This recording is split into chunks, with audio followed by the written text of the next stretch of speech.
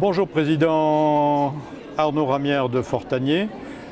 Le Salon du Livre de Mirepoix est très heureux de souhaiter la bienvenue à la société, à l'association très importante sur la région que vous représentez, tous les trois aujourd'hui, la Société d'études scientifiques de l'Aude, la CESA, que le Salon du Livre de Mirepoix a voulu récompenser aujourd'hui pour la qualité de votre site CESA-Aude, qui est une vitrine magnifique qui présente toutes les facettes de la culture régionale et même mondiale, on peut dire, grâce à vos très nombreux membres, collaborateurs qui ont produit des articles dans vos bulletins, des articles de très très bonne tenue. Depuis quand date cette association, Président?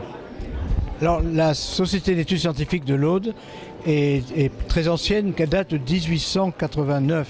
Ah oui. Et elle vient de publier son 114e bulletin. Donc c'est à la fois une société ancienne, mais qui s'appelle scientifique. Elle a toujours été très sérieuse, enfin, très tournée sur la recherche immédiate et la communication directe au grand public.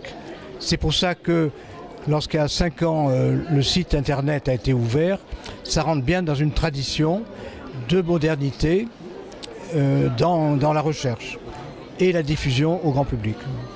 Absolument, oui. Oui. Et en plus, c'est quand même la meilleure façon de mettre en avant toutes les facettes culturelles de vos recherches, car elles sont très très vastes. Il y a autant d'archéologie que d'art, que d'histoire, de technique et des sciences. Et de botanique, de sciences tout à fait scientifiques. Et la culture, c'est bien ça. C'est en ça qu'elle était moderne quand elle a été créée et qu'elle tient à continuer à être dans ce sens-là. Alors, vous avez une production de bulletins qui est très importante. Elle est annuelle. Très rigoureusement annuelle. Et elle est très riche. Elle a servi de base de données à de multiples travaux d'étudiants de très haut vol. C'est d'ailleurs pour cela, grâce à cela, que nous avons pu profiter de la qualité de votre site.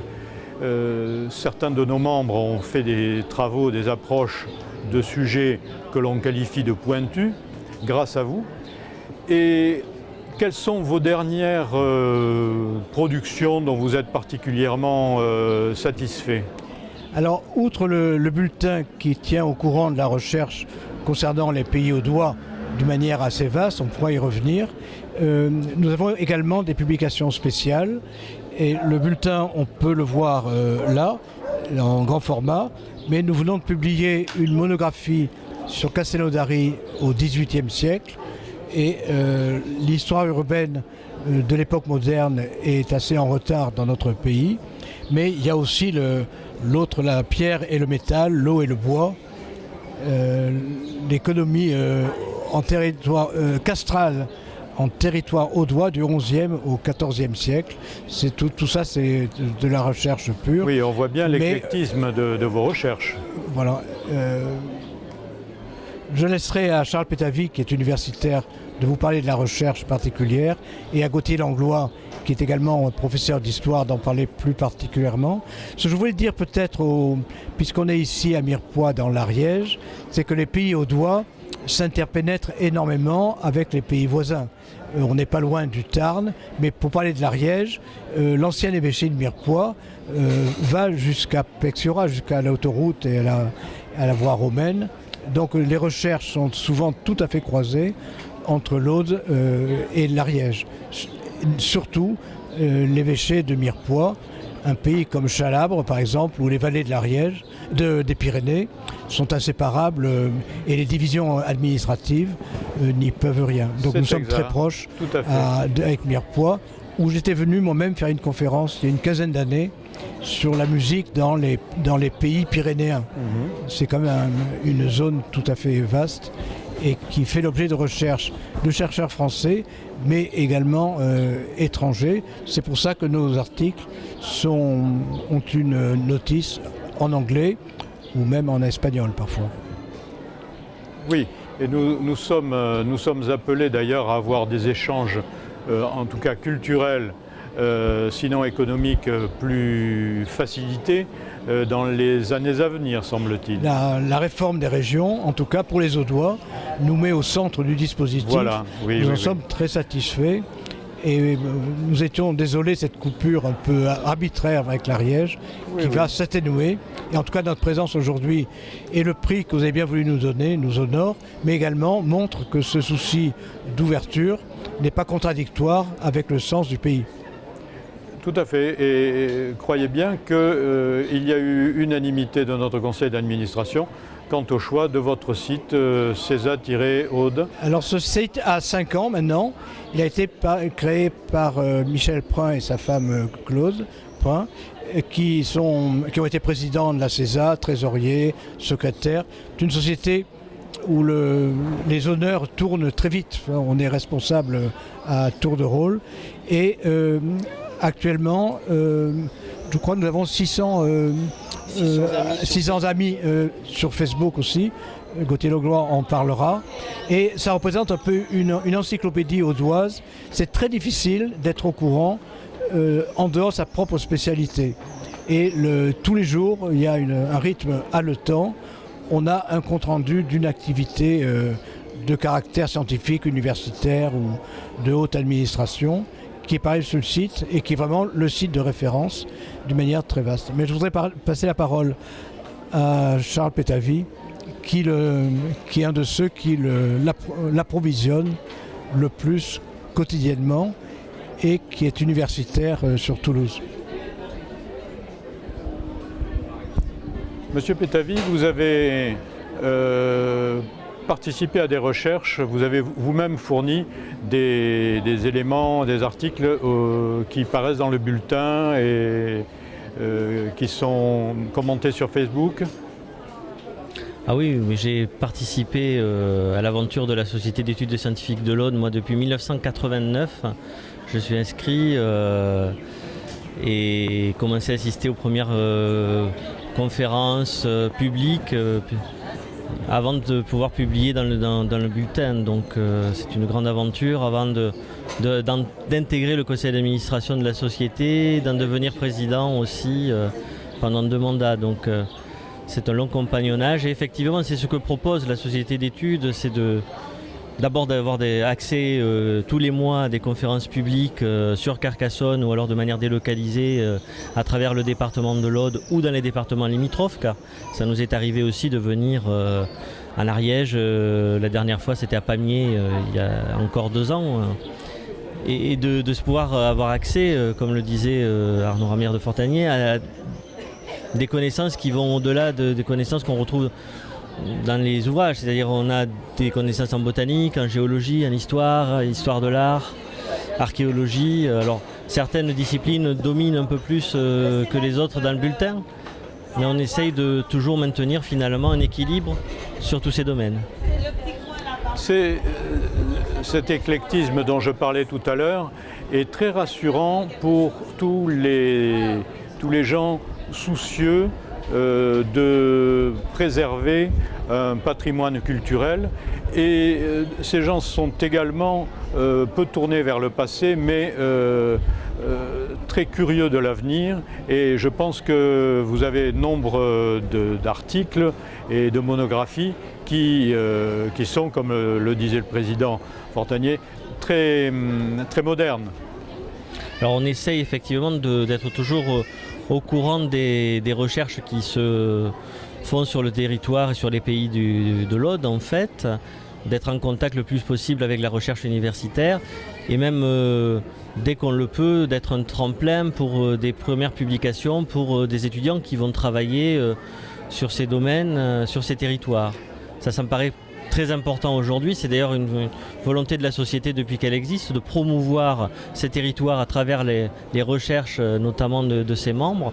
Et aujourd'hui on voit qu'un de ces intérêts de type de société comme ça, de société savante qui existe encore, c'est de pouvoir donner mettre le pied à l'étrier finalement à de nouvelles générations qui vont trouver là, après les recherches universitaires, l'occasion de se confronter à un premier public et de pouvoir publier un premier texte qui va faire connaître leurs travaux. Je crois que c'est essentiel d'aller toujours dans cette direction d'éducation populaire. Et grâce à la newsletter qui est publiée par asinat.com, votre rayon d'action va s'intensifier. Il était déjà important sur l'Ariège, mais il va avoir un petit peu plus d'influence et de lecteurs ou d'auditeurs dans les jours à venir. Y a-t-il des projets importants qui vous tiennent à cœur actuellement ? Les projets sont continus pour la société. Chaque année, on remet en jeu finalement le fait d'organiser de nouvelles sessions tous les mois et avoir 2 conférences publiques chaque mois, ce qui est déjà quand même un chantier important. D'avoir un nouveau bulletin entièrement en couleur depuis cette année, toujours publié soit au mois de mars, soit au mois d'avril. C'est un rendez-vous aussi très régulier. À côté de ça, développer aujourd'hui encore un peu plus le site internet créé par Michel et Claudine Prun ou la page Facebook où nous animons avec Gauthier maintenant depuis presque 2 ans maintenant. Je crois que ça fait aussi partie des challenges de la société d'être toujours finalement au plus près des territoires, au plus près de ceux qui créent une richesse culturelle et des contenus scientifiques sur ces territoires. C'est ce qui était fixé dès le départ par les fondateurs de la société en 1889. C'est ce qu'on essaye modestement tous de faire aujourd'hui et tous les membres de la société essayent de faire. Je voudrais rajouter dans ce sens-là, on a beaucoup parlé d'université, mais il y a aussi le monde économique et contemporain et un défi pour la Société d'études scientifiques de l'Aude, c'est le monde viticole audois, ça ne vous étonnera pas, qui a une lourde histoire conflictuelle mais également de qualité. Et je suis administrateur de la Chambre d'agriculture. Michel Caux en a été le documentaliste. Il y a aussi tout un courant attentif à l'évolution agricole du département dans la longue durée, mais également dans le court terme. Je voulais dire aussi tout à l'heure, puisque mon collègue en parlait, je suis membre de la Société d'études scientifiques de l'Aude depuis 51 ans. Donc il y a aussi une veille et une longue tradition. On a beaucoup de jeunes, mais il y a aussi des anciens qui sont très fidèles. Et je voudrais passer la parole à un jeune qui est très actif, notamment sur notre site Facebook, qui est très réactif. Monsieur Langlois. Bonjour.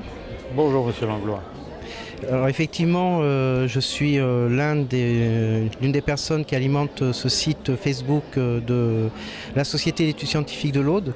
L'intérêt de ce site, c'est de rapprocher effectivement des gens qui d'habitude ne se connaissent pas et de leur faire connaître des ressources documentaires, des événements, des conférences, des manifestations, des fêtes, sur tout le département de l'Aude, mais aussi ses marges, et en particulier effectivement l'Ariège ou encore le Tarn ou les Pyrénées-Orientales.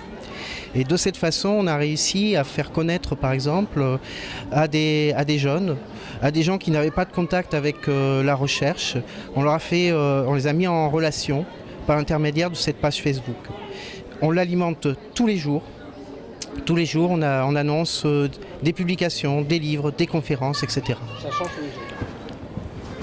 Et on annonce également parfois des articles que vous publiez sur votre site Asinat. Nous allons laisser le président nous dire le dernier mot, si vous voulez bien. et nous procéderons ensuite à votre remise de prix dans quelques instants. Et nous y associerons probablement tous les adhérents de votre remarquable association, société d'études scientifiques de l'Aude, et M. Brun et Madame, qui sont bien sûr très concernés par la qualité de votre site. Monsieur le Président. Donc, je voulais vous remercier de nous avoir invités.